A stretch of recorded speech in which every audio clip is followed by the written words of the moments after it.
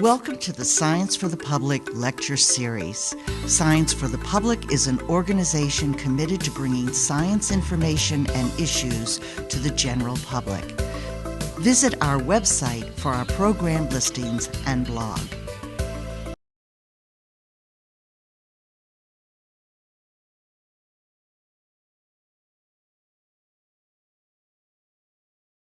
Good evening, I'm Yvonne Stapp for Science for the Public, and I welcome you to Contemporary Science Issues and Innovations. Tonight's guest is Alex Liu, Associate Professor of Environmental Exposure Biology in the Department of Environmental Health, Harvard School of Public Health. Dr. Liu received his doctorate from the School of Public Health and Community Medicine at the University of Washington in Seattle in 1996, and he was an assistant professor in the Rollins School of Public Health at Emory University in Georgia before joining Harvard in 2008. Dr. Liu's research is concerned with one of the greatest challenges in science today: how toxic chemicals in our environment are affecting many species and whole ecological systems. He'll explain tonight how his exposure biology lab has established the link between the massive loss of honeybees over recent decades and the use of a particular class of insecticides.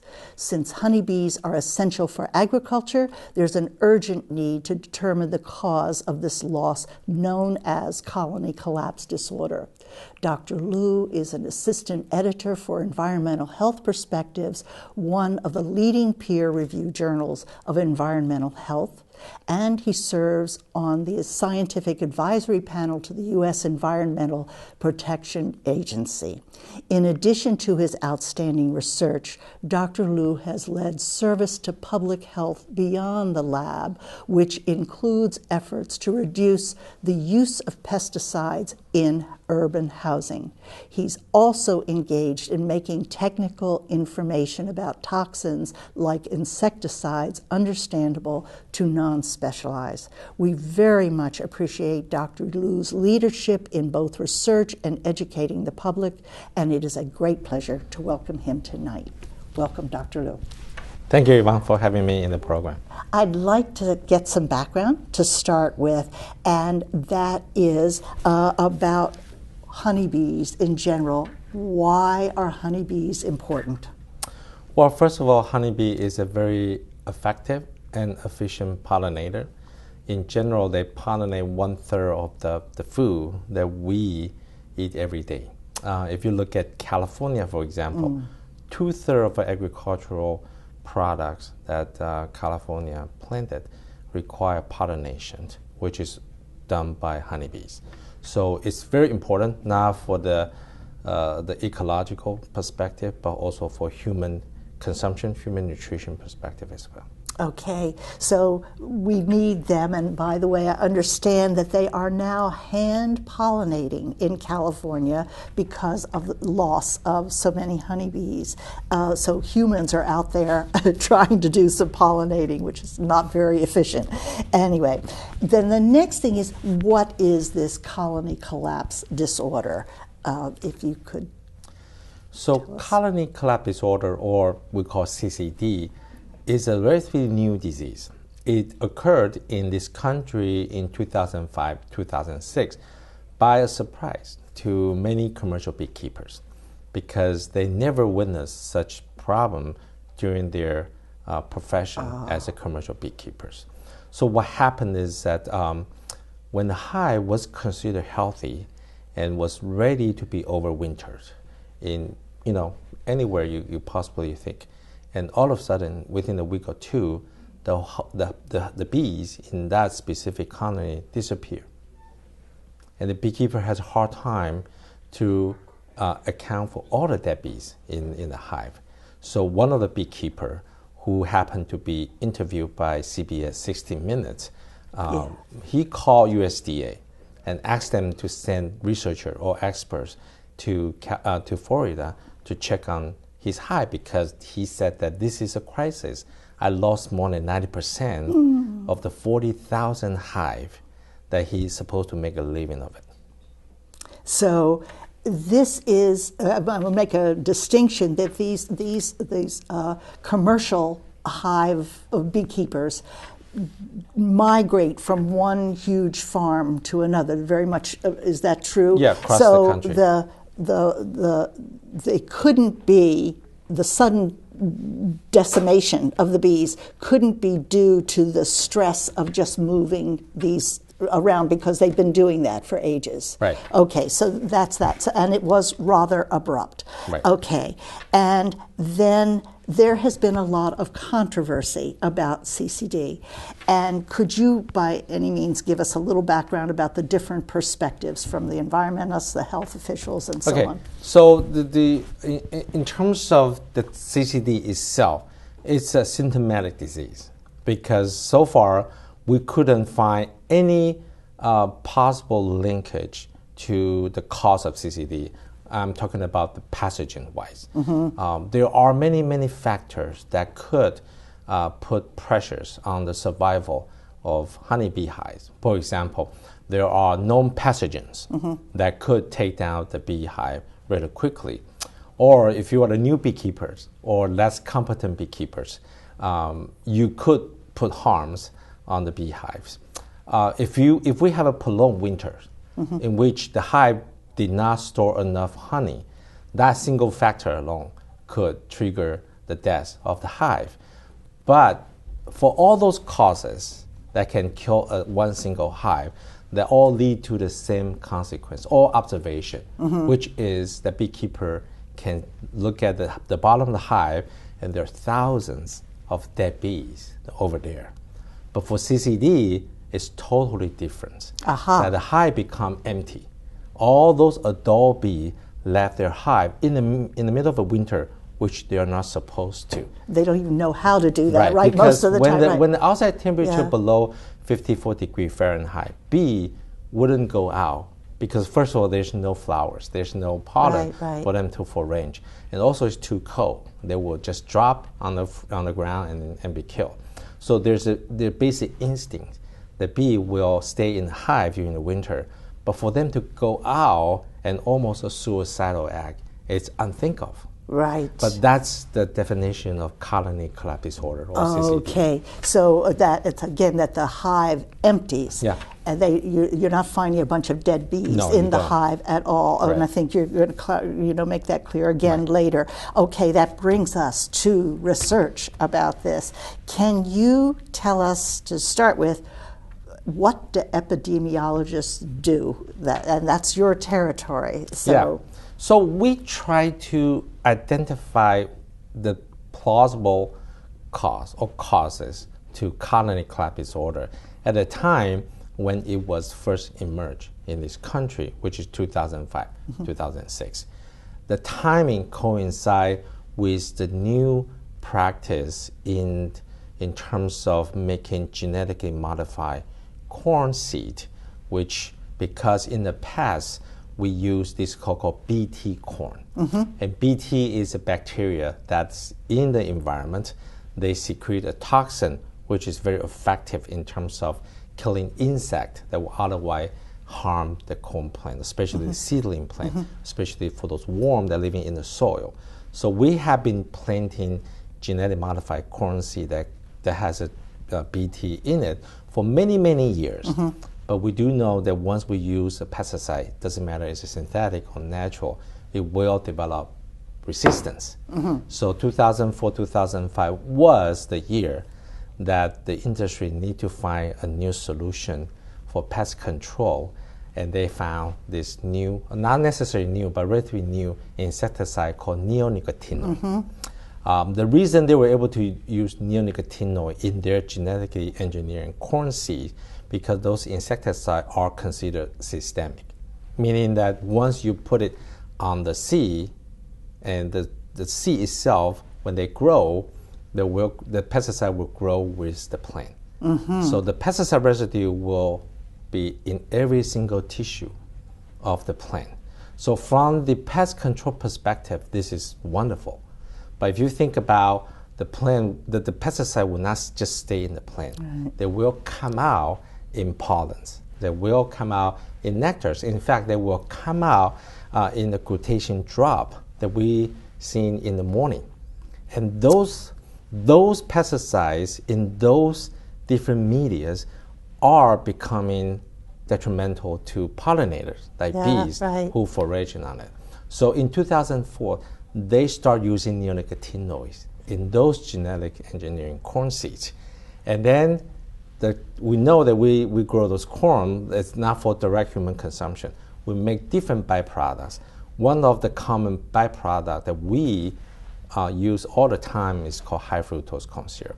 And that high fructose corn syrup happens to be the wonderful sugar alternative for those commercial beekeepers, because they take the honey away from the hive for sales, and they have to put something back for the hive, for the bee to consume. High fructose corn syrup has been the alternative for many, many years. But because the change of the pesticide in 2005 that lead to colony collapse disorder in this country. So we use this hypothesis to guide Harvard's study in 2012, which we were able to demonstrate that a little bit of neonicotinoid in high fructose corn syrup that we use to feed to our hive will lead to colony collapse disorder in the winter. So if you look at the upper left-hand side of the photo, it's a classic hive that suffers from colony collapse disorder. You can see that there's no bee left in the hive. However, the hive has enough stored honey for the winters, but that's it.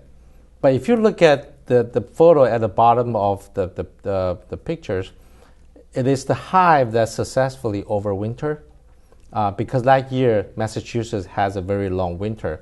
So the hive all come up to the top of the frame and asking for sugar because they pretty much exhaust the stored honey. In that case, we have to feed them with table sugar. So hopefully the spring will come soon, they can go out and work. The other picture shows that's the only control hive that in our study that died during the winter. But the post-mortem observation of that control hive, which we didn't apply neonicotinoid to them at all, has a very different symptoms than the CCD hive. You see lots of debris at the bottom of the hive. You see a lot of fecal matters in the hive. That tells you that this hive has suffered from Nosema infection. That is a very common parasite in the gut of the bee that eventually trigger the death of the hive. Excuse me, this is the picture on the bottom. This is the picture on the bottom. Okay. So those three pictures give you a very clear indication in terms of what is the hive, what does a healthy hive look like at the end of the spring or the beginning of the spring. Also, what does the hive look like if it suffers from CCD? And then what does the hive look like if the hive died of common disease, like in this case, would be the parasite in the gut. Then could you tell us how you set up that gorgeous study? So we simulate the practice that commercial beekeeper commonly use, which is feed the hive with high fructose corn syrup. In our study, we're able to acquire almost no pesticide high fructose corn syrup, and then we fortify those sugar syrup with the known amount of the neonicotinoid that we know, and that is imidacloprid. Imidacloprid has been the most commonly used insecticide worldwide, not just in the United States. It has been implicated as a cause of a colony collapse disorder. So we use imidacloprid as a target neonicotinoid in our Harvard study, the first Harvard study. We fed the hive with neonicotinoid high fructose corn syrup for 13 weeks. And we monitored the health of the hive throughout the summers. And we found no difference whatsoever between neonicotinoid treated versus control hive. And after the passage of the summer, we get the hive ready for overwinter. And even by then, we still see no differences in terms of the strength of the hive and so on and so forth.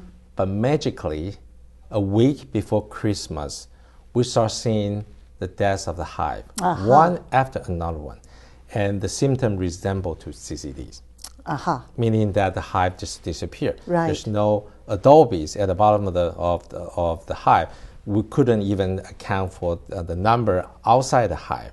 And so by the beginning of March, we lost 15 out of the 16 neonicotinoid treated hive, which we show you the picture over there. For the control hive, we lost 1. Aha. Let me ask you, it seems to me that I read that a lot of the studies that had been made did not have this prolonged time. So they'd cut it off at week whatever it was. So it seemed as though the neonicotinoid, the insecticide, was not causing the problem. But you let it go longer. Was that like one of the only studies that did that? Well, when we first published the study, it was the only study that involved the whole colony. Also look at the health of colony over multiple generations, including the generation that require overwinter.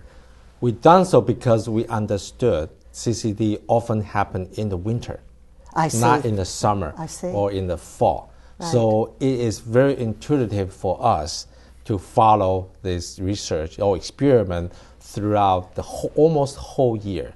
And the other thing that I want to emphasize here is that we know so little about the toxicity of pesticides or any chemicals. So we don't know whether the level that below the lethal dosage will cause any harm to organisms like honeybees or human. So in our study, we always use the level we call sublethal, which means that the level of the pesticide we use would not kill the bee right away. So the bee were actually healthy and survival and then actually quite robust.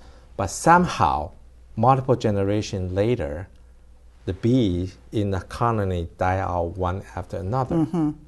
And that, to me, that's fascinating because it kind of highlights that if we try to define what is the toxicity of pesticides or other chemicals, we have to look at not only the lethal dosage, but also the sublethal dosage. We cannot look at just at a cross-sectional manner. We have to look at longitudinal, maybe over multiple generations. Right. That's very interesting. So the two really important things were that you used a sublethal level. Exactly. Is that different from what they were doing to the plants, what you would find in the plants that the insects would be pollinating? Well, it depends upon how much pesticide has been used, yes. But sublethal level has always been assumed as safe level for organisms. Right. But in this study, we show that sublethal might be safe at this given time, but not necessarily true in later generations. The second thing there is that you're following one generation of bees, correct? I don't know if they live a year or 2 years or something, but so it's that the generation that feeds in the spring, they hibernate in the winter, and they are dying off in the winter. So that's one generation? No, actually, bee is quite fascinating in the way that even though those worker bees, they were the sisters, the daughter to the same mother, they have a very different longevity. So for generation that in spring, summer, or early fall, especially in the area like Massachusetts, we have a very distinct winter. Those earlier worker bee live somewhere around 30 to 35 days.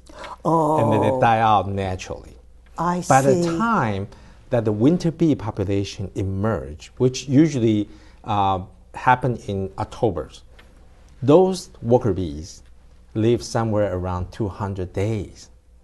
I see. So when you define generation, you have to be clear about, is it in the summer generation or the winter generation? We use this different longevity from the same queen as a basis to look into the fact that whether pesticide could have lingering effect in later generations, which we actually found out that's the case. However, we never determined to incorporate this type of a transgenerational toxicity into any kind of regulatory practice, which to me, is very inadequate. Yes. There's one more thing before we leave that. I don't know if the studies that have typically been done before have been in situ, like yours, being out in the field, in the hives, and under natural conditions. Is that the case? Have the other studies been, is that typical? They do them like that, or they do them in the lab? Before we publish the results, most of the study involving single bees in incubators in the laboratories. Right. And because of the Harvard study that we published in 2012 and 2014, there are some studies that reporting results from the whole colony basis in the natural environment. But again, I would say that the number of studies is still not adequate. Right. Why did they do these things in the lab, which seems like it would compromise results? So not only that, honeybee is not like the rat or the mice. They are social insects. They live as one colony. So we have to look, especially CCD is not affecting one single bee. CCD is affecting the whole colony. So it makes sense that you design a study based on the colony, not individuals. And we decided to do that with the consultation from my two colleagues who are very, very experienced beekeepers. Yes. So you went ahead, you did this study, you got these spectacular results. It's a very unique study. It's just perfectly clear. And what was the reaction? The reaction was very extreme.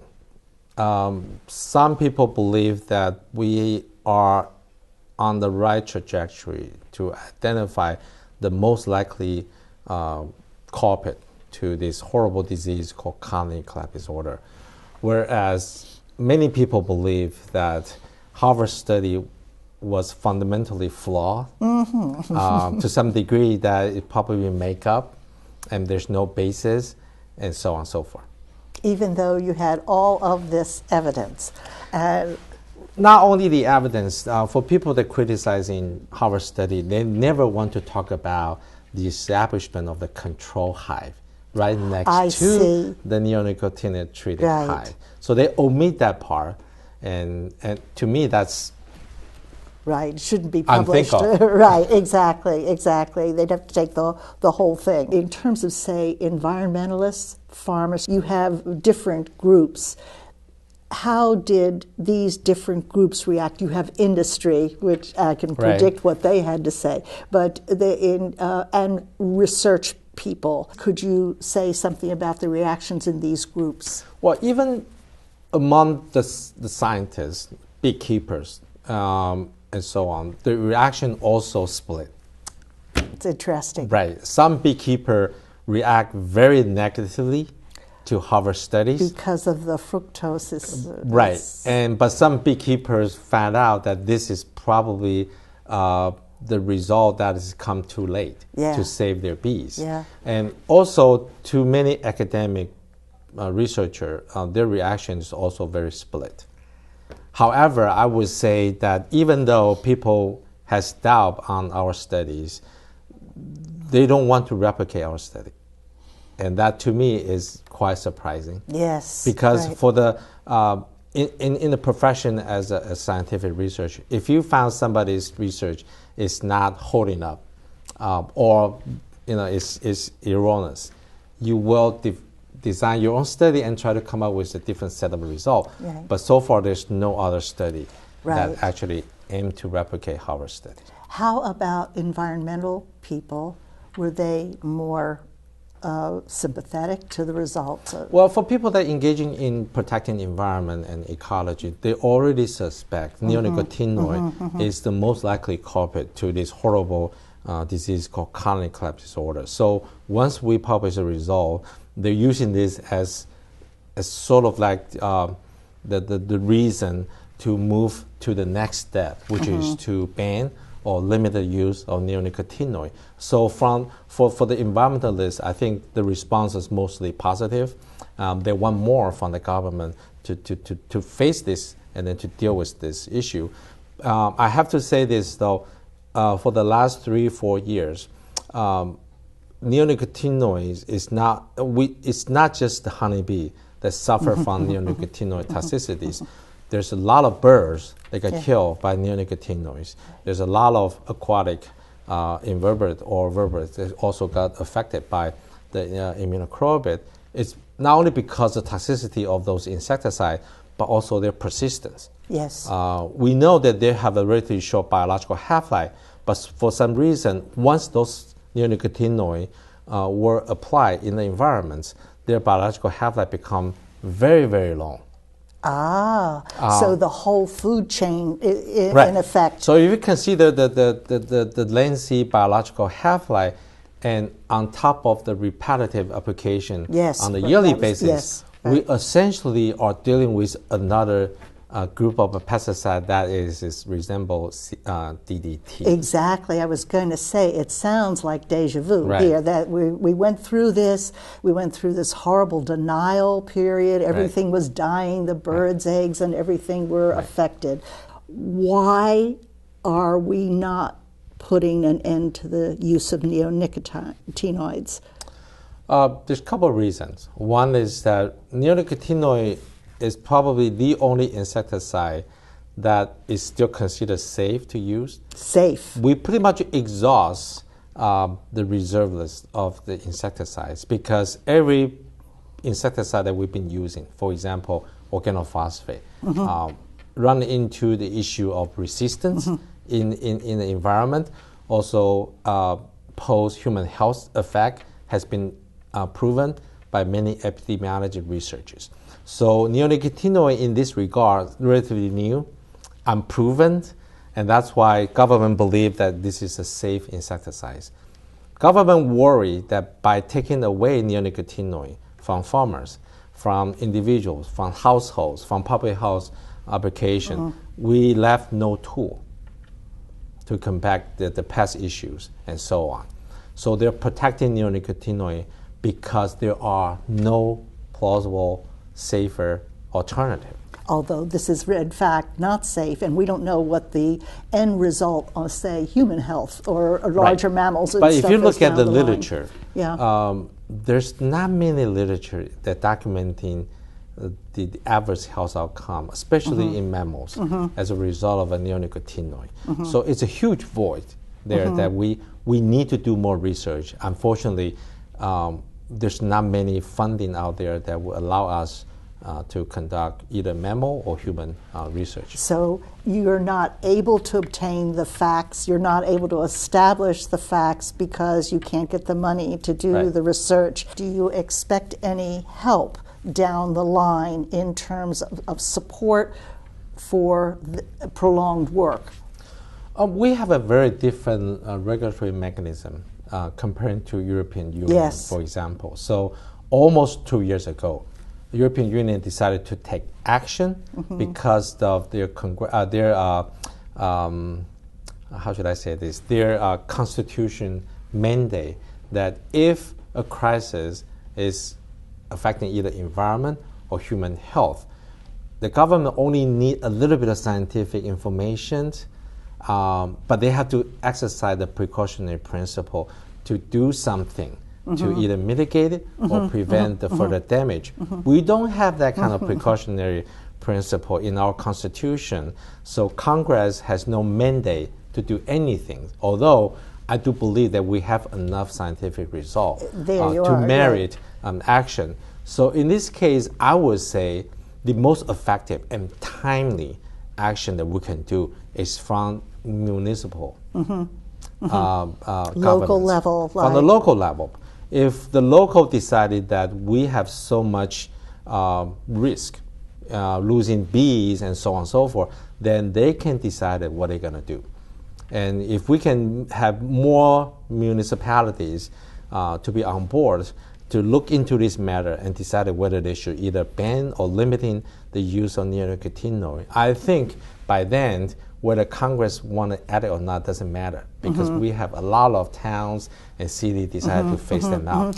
The best example would be Ontario, Canada. Yes, right. So the federal government in Canada decided to follow exactly what the United States has been doing. However, Ontario decided that we couldn't wait for Ottawa to do anything. So they have a proposal. The proposal actually put more restriction on the usage than the European Union. But I think that's probably the way to go.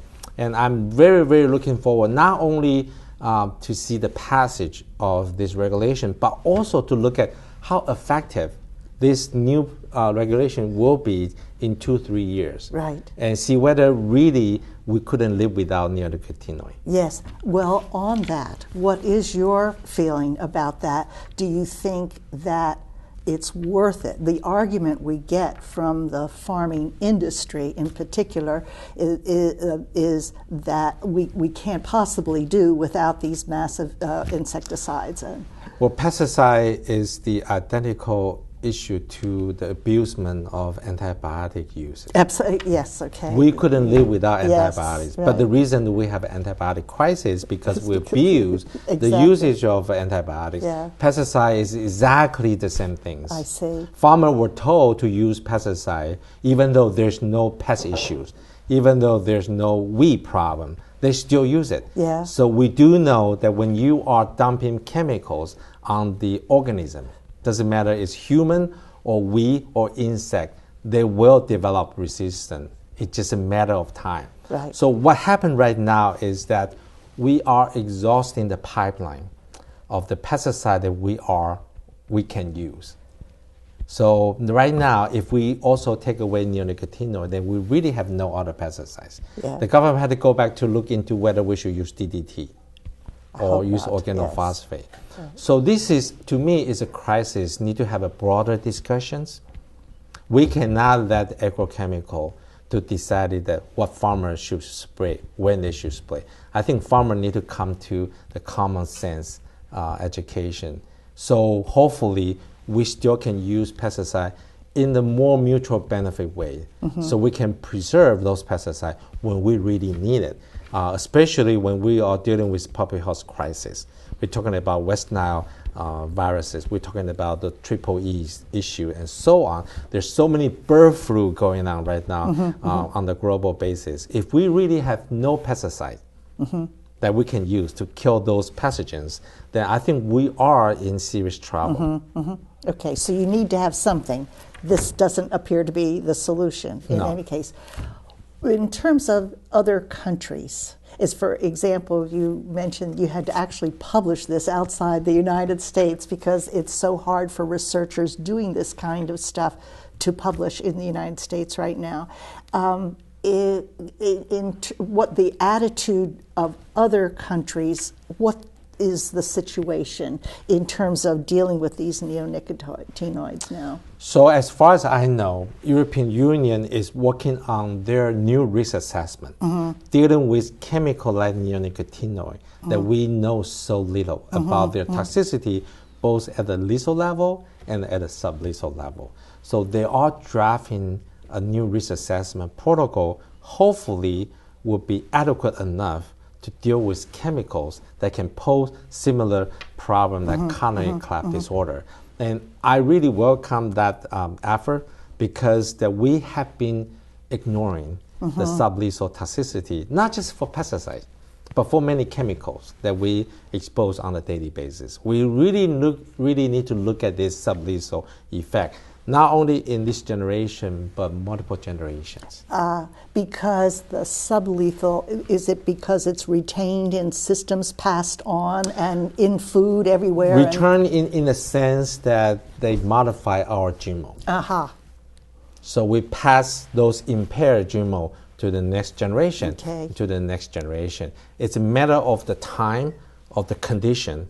If both are right, then they could trigger the mutation of that specific GMO that could render disease that otherwise you have no clue why we have so many cancer patients. Why and people getting cancer at much earlier age. Do you see countries resisting this down the line, that they won't have this?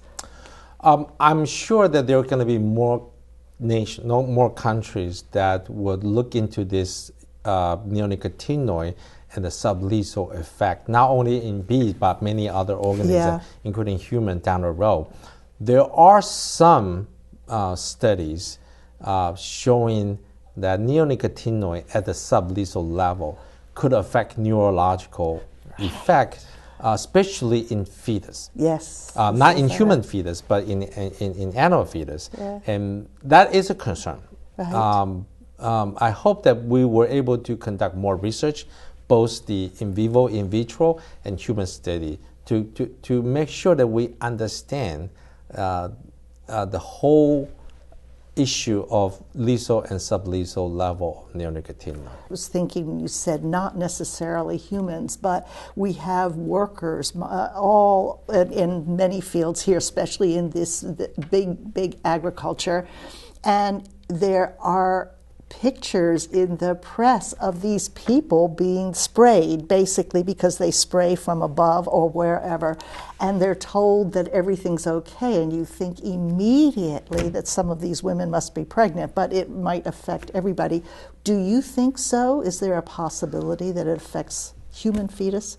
Well, this is exactly what I want to highlight in terms Yeah. of the pesticide toxicity, is that yes, it might be okay at this moment Yeah, in right. time, but you don't know what happened to this person in 10 years Right. or 20 years. Or this person happened to be a female and she got pregnant. Yeah. What happened to the fetus? Because Yes. we never track of those incidents Right. 10 or 20 years after. Right. So yes, it might be safe at this moment, but not necessarily safe. And in other words, it doesn't have to be just spraying directly on the individual. A little bit of dosage of the Right. pesticide Yeah. that has no observable effect whatsoever right now in this current Right. generation could lead to something very dramatic. Right. And the reason I say that, because this is exactly what happened to honeybee hive that suffer from colony collapse disorder. Because those hives were considered healthy and vibrant in the summer, in the fall, but somehow those bees Right. disappear from this It catches hive. up later. It catches up later. Right. And those are the different generation of bees. You've done other kinds of work as well. You've been very active in the public domain, I think, in terms of trying to get to control the use of pesticides in urban dwellings. Can you tell us a bit about that? Well, my interest of promoting non-pesticide based practice is exactly what I just mentioned, is that we need to reserve those pesticides for the most critical moment that we have to use them. And most of them are related to public health issues. But in terms of residential pest control, for example, there are many ways that we can do to get rid of the cockroaches, mosquitoes, without using chemicals. Aha. And those need to be promoted, need to be encouraged. I have to say that more and more households are getting the message right now, because they understood that we're using pesticide where our kids play, in the living room, in the dining room. We put down lots of pesticide in the front yards and the backyards. Your toddler crawl on it, or your pets play on it. So more and more people demand no pesticide treatment, integrated pest management. They don't even want to see the word pesticides. And I think this is a very positive. Yes. But unfortunately, I have to say, though, because of many reasons like climate change and so on and so forth, we have other challenges that maybe pesticide is the only solution. For example, the bed bug issues. Yeah. It's getting to the point that I understand. Bed bugs are thriving not on only the pesticides. not only widespread, because we use so much pesticide on those bed bugs, they quickly develop Start to like the it. resistance. This is the same issue in Africa when they try to deal with malaria. They use lots of pyrethroid, and 5-10 years later, none of pyrethroid works, because those mosquitoes develop resistance right away. That's why WHO allows some usage of DDTs. So the question is, do we want to go back to the DDT era? Yeah, right. Or is there some other better solution? Right. So in my opinion, the solution is try to do non-pesticide practice first. Yes. If it works, it works. If not, then you think about something else. Right. Don't jump into the pesticide war right away. Right. Because we do know that if you rely on pesticide or you're addicted to pesticides, eventually the pesticide will become useless because of resistance. I see. So they're a lot like bacteria then. After a while, the cockroaches and mosquitoes and everything start to like it. Exactly. Yeah. Right. And usually it's the stronger one that develop the resistance. Exactly. Yeah. Exactly. Yeah. Just an adaptation, but they're Right. very good at it. And so you've been actively working with the public to get better solutions to these kinds of problems, but in the process, presumably, you're able to educate the public as well. Mm-hmm. And another one of your gifts is that you work to try to kind of translate these complex chemicals and all of that, this kind of research for the public as well. Do you anticipate doing more of that sort of thing? I ask because some people will write books and things like that. I think that we have a lot of new tools that allow researchers to get onto these difficult issues in terms of, for example, is organic really healthier than conventional food? Anecdotally, yes, but scientifically speaking, we don't have that data. But now we do have some tool that allow us to look into this issue in terms of long-term consumption of organic food does provide some protection to individuals' health than conventional food that come with some pesticides. Organic agriculture, organic food is another area that I would like to promote it because anecdotally it makes sense.